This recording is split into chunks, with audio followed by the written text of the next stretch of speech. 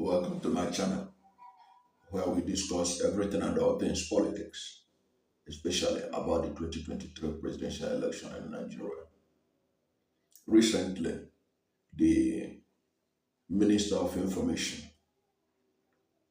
Lai Mohammed, on behalf of the federal government, accused the presidential candidate of Labour Party, Peter Obi, of committing treason. He first made the accusation when he was in Washington, D.C.,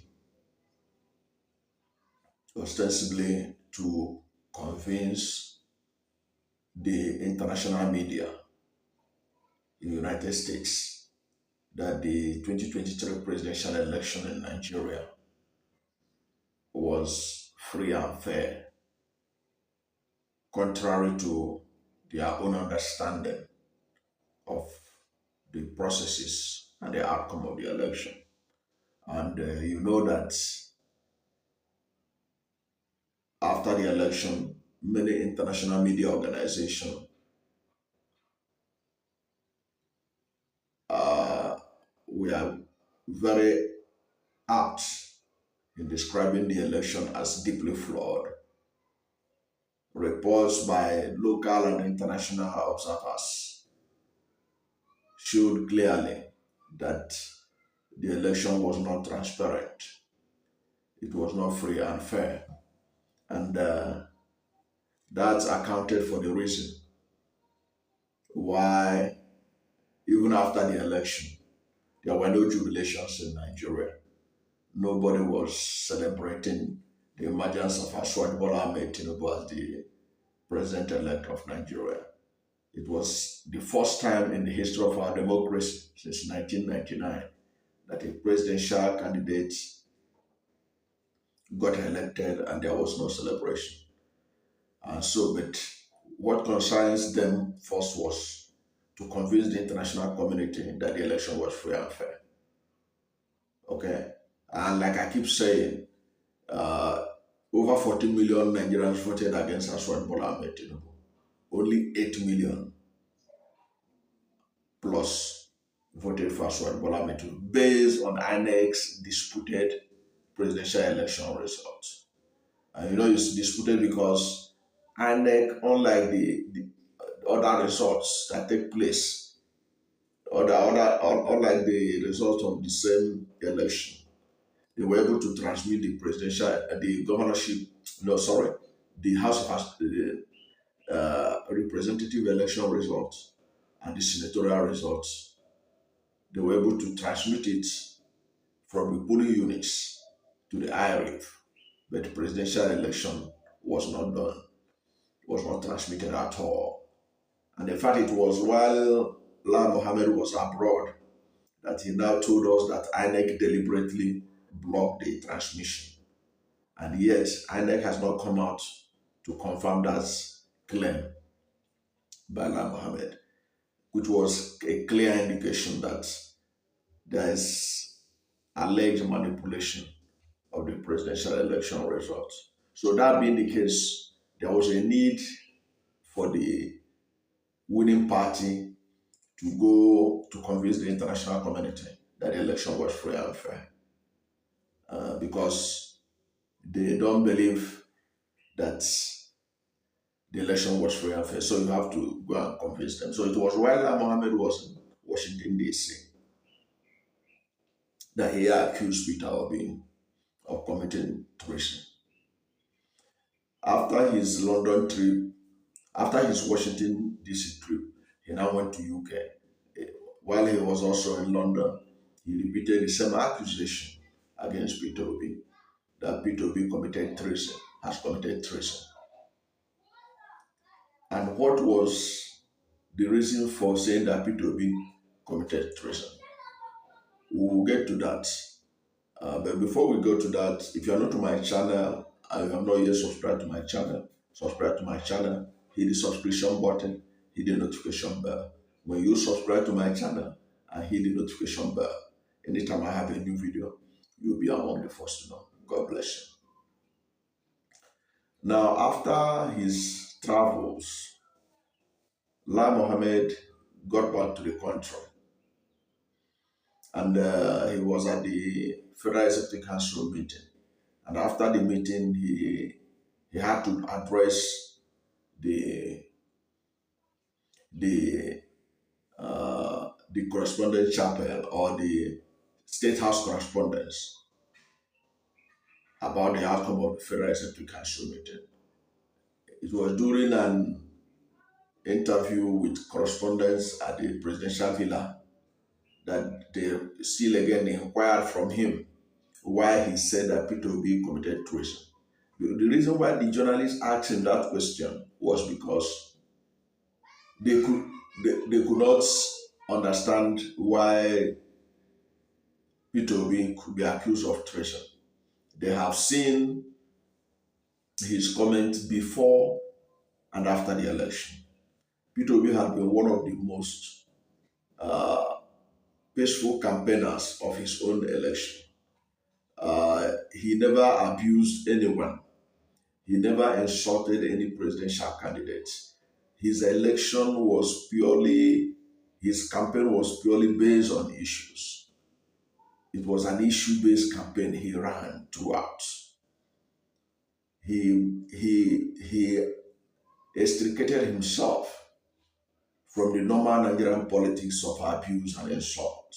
He was emphatic about moving Nigeria from consumption to production. That was the mantra of his election.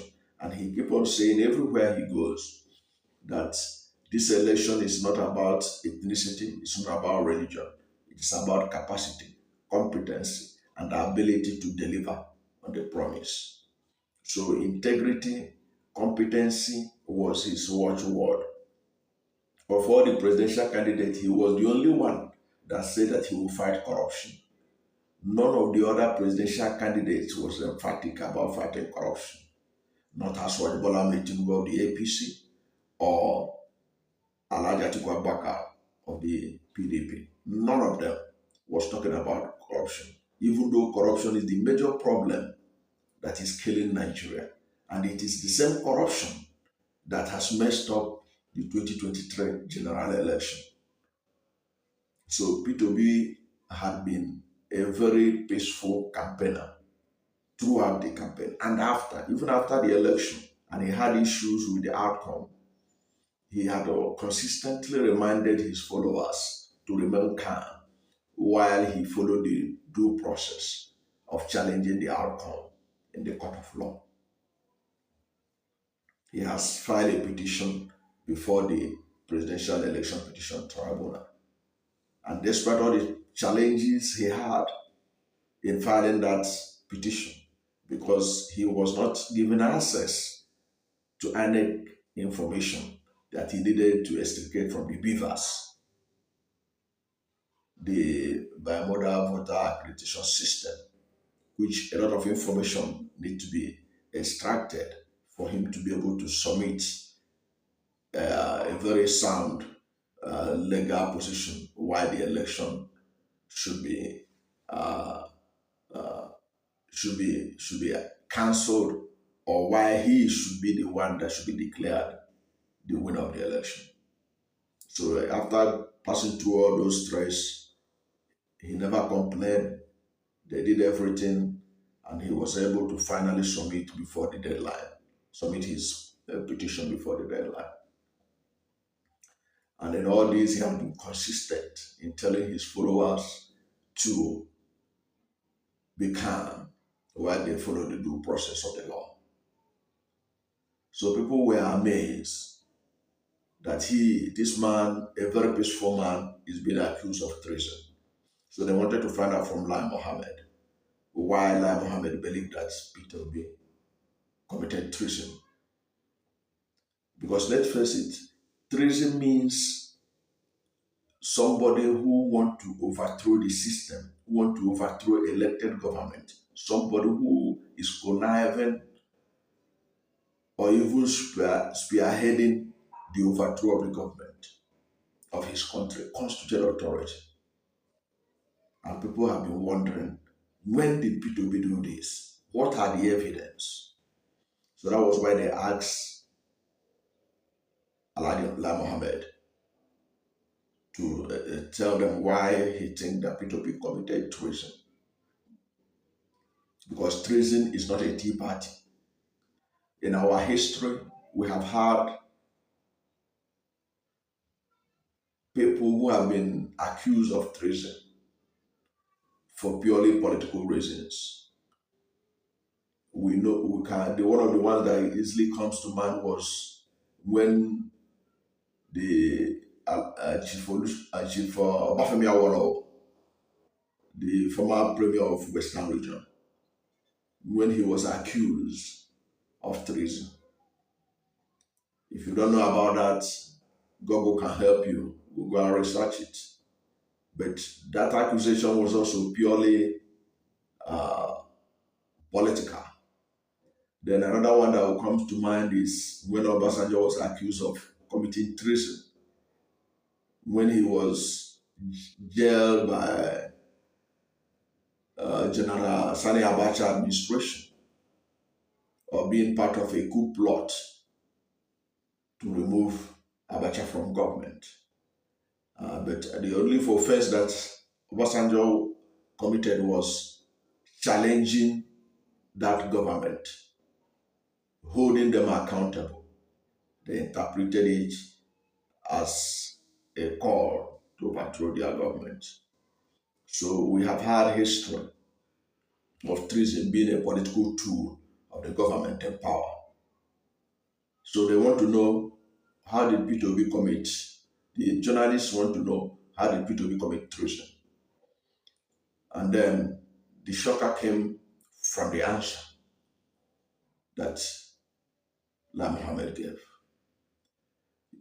Lai Mohammed, in his quest to explain that, said that Peter Obi committed treason because he did not caution his vice presidential candidate, Dr. Datti Baba-Ahmed, that Peter Obi ought to have cautioned Datti Baba-Ahmed when Datti Baba-Ahmed made alleged treasonable statement, that Peter Obi didn't caution Datti Baba-Ahmed.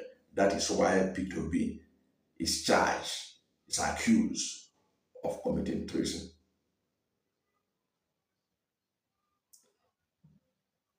You can imagine that kind of reasoning. First of all, Datti Baba-Ahmed is a grown man. He has freedom of speech. If he commits an offense, he has to be held accountable. Let us assume he committed an offense of treason. Why should Peter Obi be held accountable for alleged crime committed by Datti Baba-Ahmed?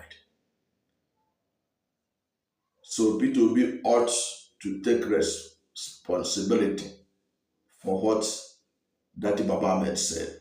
And then what did even Datti Baba-Ahmed say that is treasonable? Datti Baba-Ahmed appeared on television interview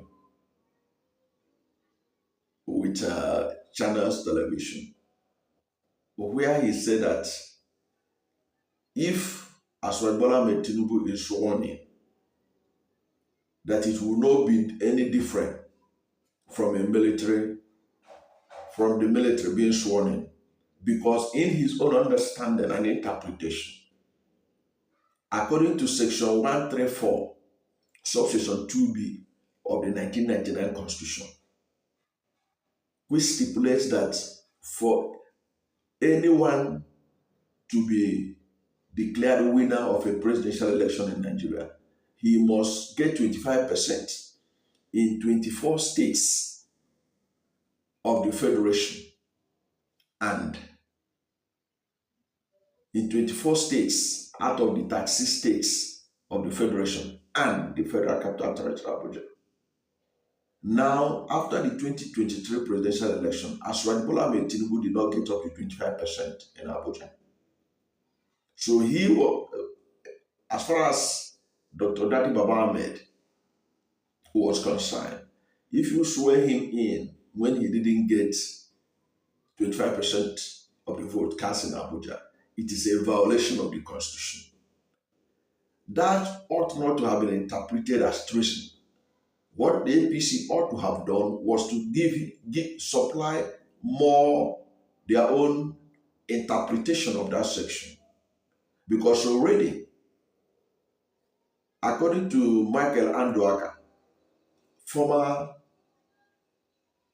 Attorney General and Minister of Justice under the Yar'Adua administration, he said that this matter has already been settled by the Supreme Court in Yar'Adua versus Buhari, in which the Supreme Court interpreted that that very sentence, that 36 states of the Federation and Abuja, that Abuja is used conjunctively, that and is used conjunctive. It means that after getting 25%, 24 states of the 36 states of the Federation, you must get 25% in Abuja.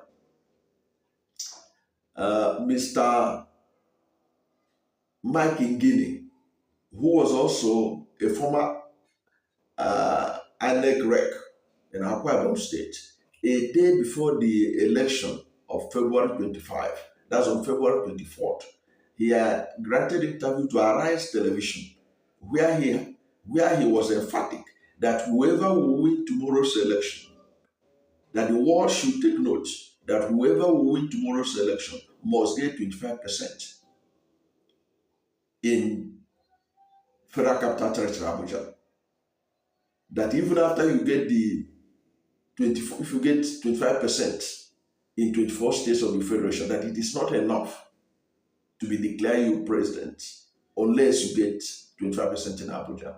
And he was emphatic that getting 25% in Abuja is a compulsory question that every candidate must answer to be declared president or president-elect.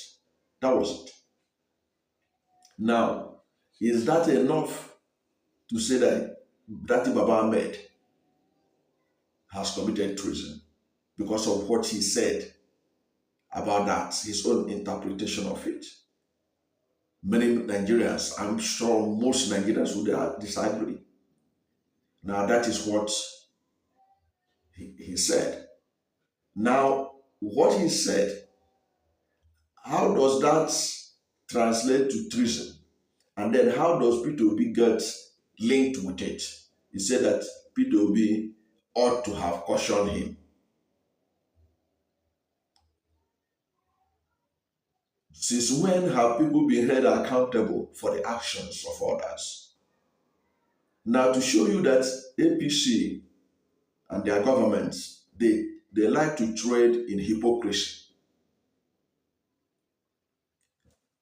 Look at what happened in Lagos during the presidential and the governorship elections.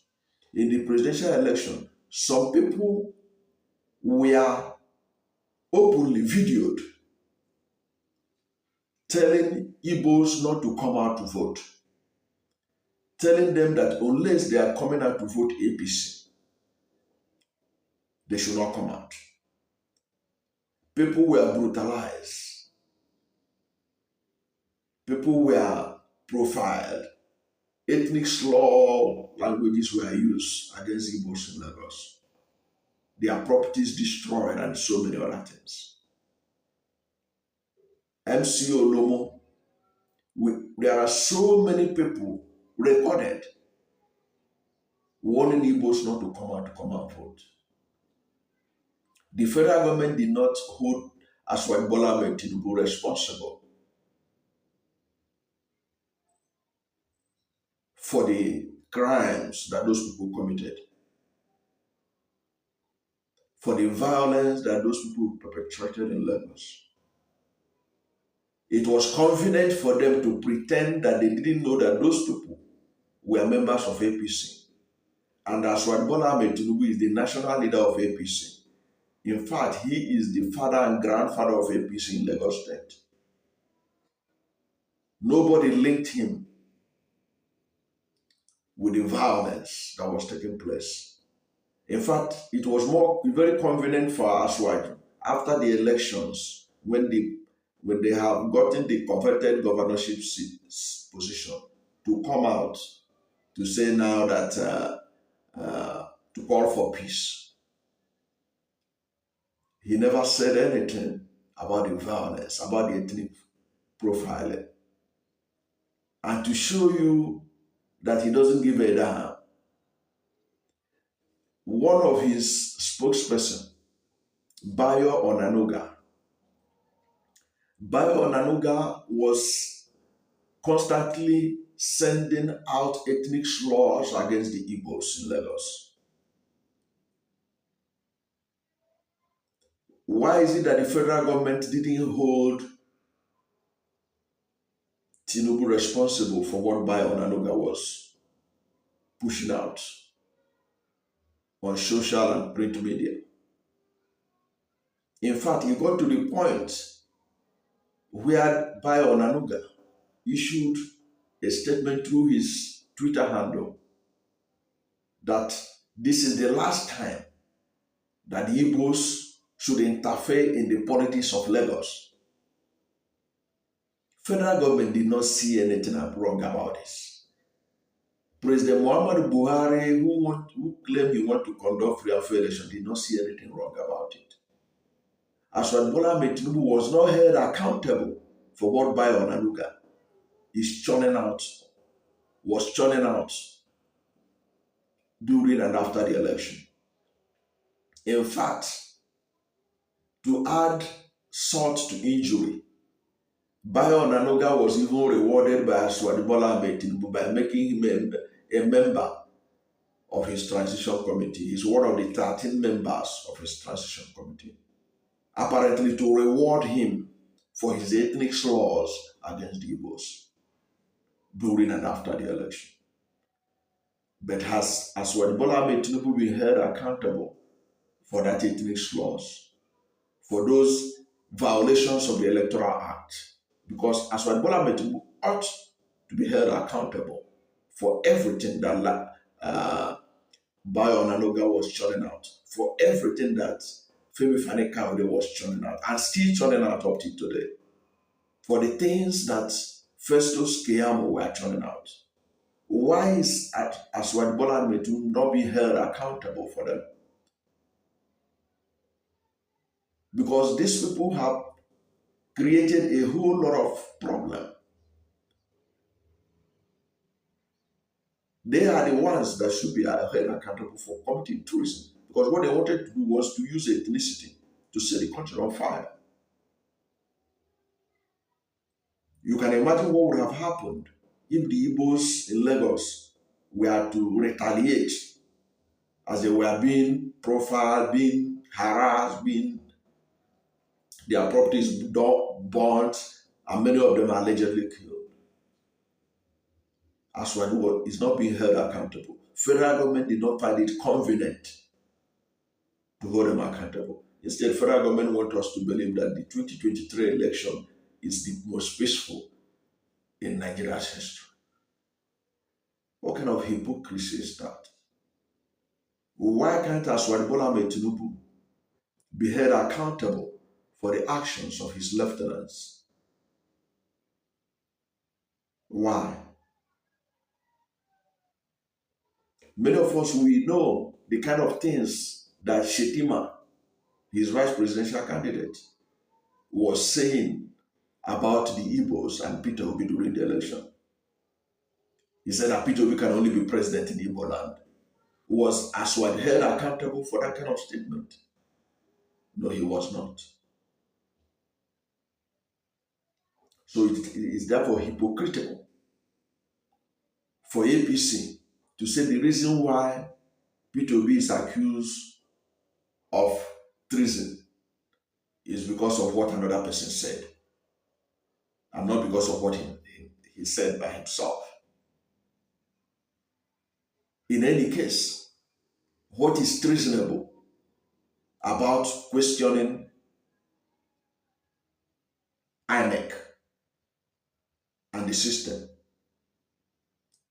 for not taking into cognizance of Section 134, Subsection 2B of the 1999 Constitution, which requires that for anybody to be declared president-elect, the person must get 25% in the Federal Capital Territory, Abuja. Because that is what this is all about.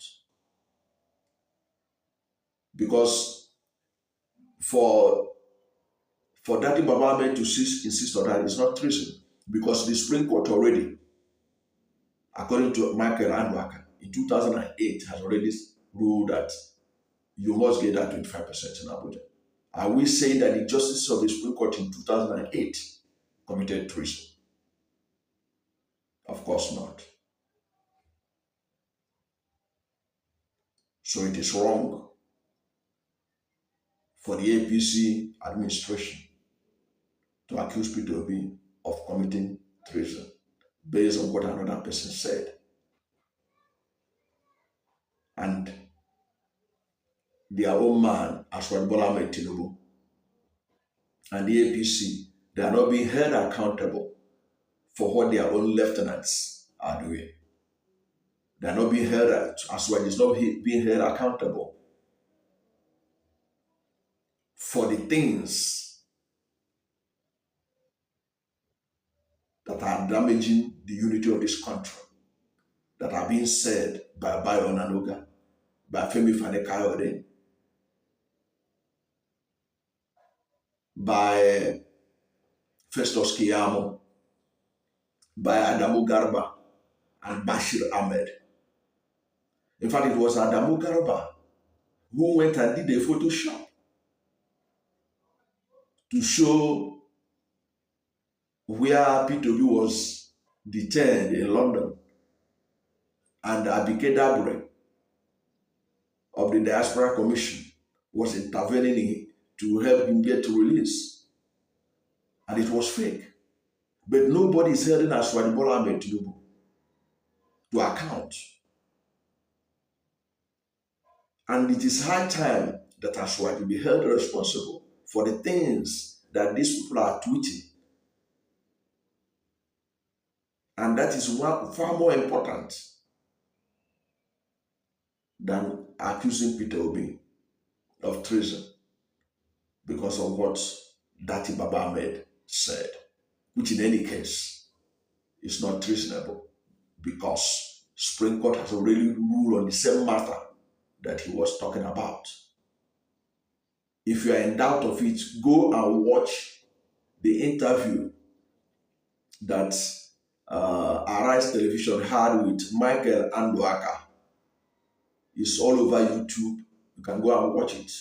Interview that Michael Anwaka granted Arise Television. And Michael Anwaka ought to know, being the minister at the time, and was interested in that matter because it was his principal that was taken to court by then General Muhammad Buhari. And he told us what the Supreme Court's position was at the time.